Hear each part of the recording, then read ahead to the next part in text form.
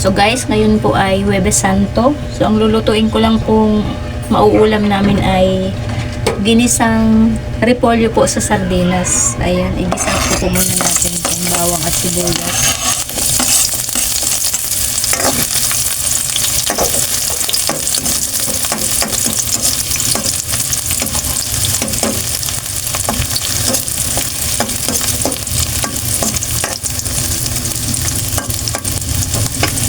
Gulay-gulay muna tayo dahil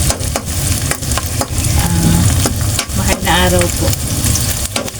Lalong ngayon po ay Huwebes at lalo na po bukas. Huwebes at Biyernes Santo. Ayun. So once a year lang naman po ito. So tayo po ay makibahagi sa paggaan ng paghihirap ng ating Panginoon. Ayan. Bilang Katoliko po.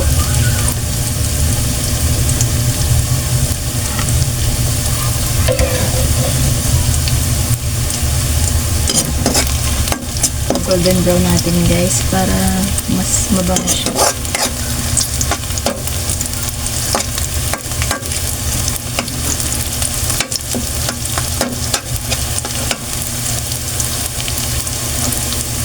Ayan, lagyan na natin itong ating sardinas.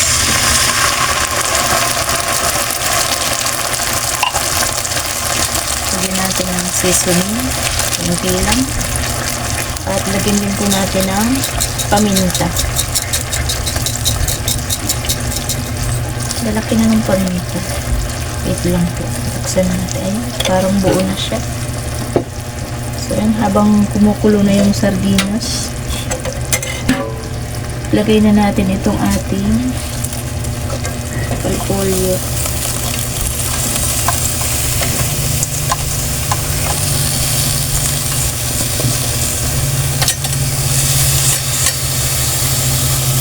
Ayan.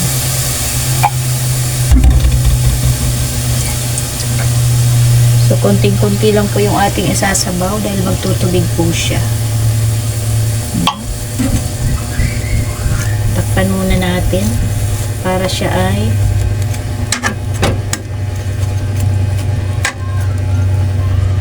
bumaba po yung ano ng dahon, ano bang tawag doon? Umupa po. Ayan, hanggang kumulo. So yan guys, umupa na. So balik ta rin na natin.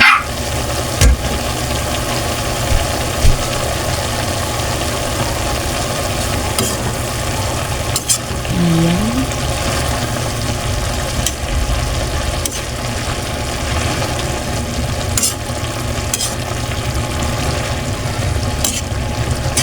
Tatahol yung aking aso. So, lagyan din po natin ng sili. Ayan. Takpan natin ulit.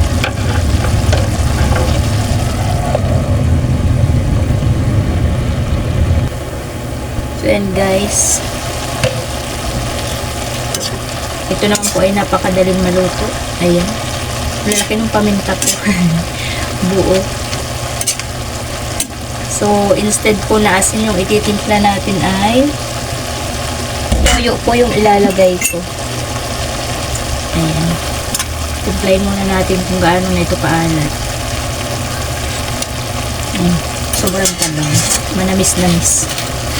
So, lagyan po natin ng toyo para gumanda-ganda po yung kulay ng sabaw. Ayan. Konti pa. Ayan.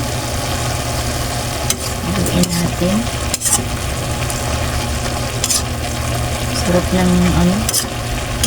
Sarap ng repolyo. Ginisang repolyo.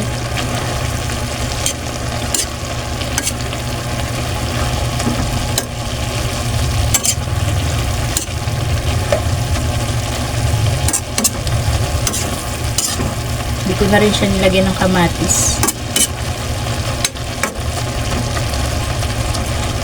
Medyo, para hindi po medyo umasim-asim.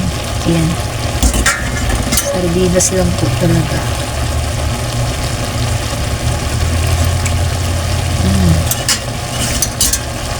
tabang pa nga pong konti. Dagdagan natin.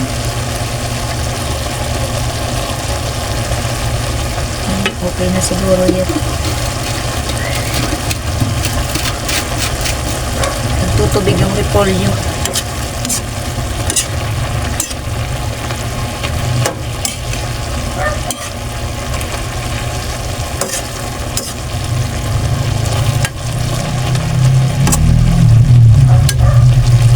Yan guys, okay na ito. Ito na yan. Ulam po natin ngayong araw ng Huwebes Santo. Ayan. Gulay-gulay muna tayo ngayon.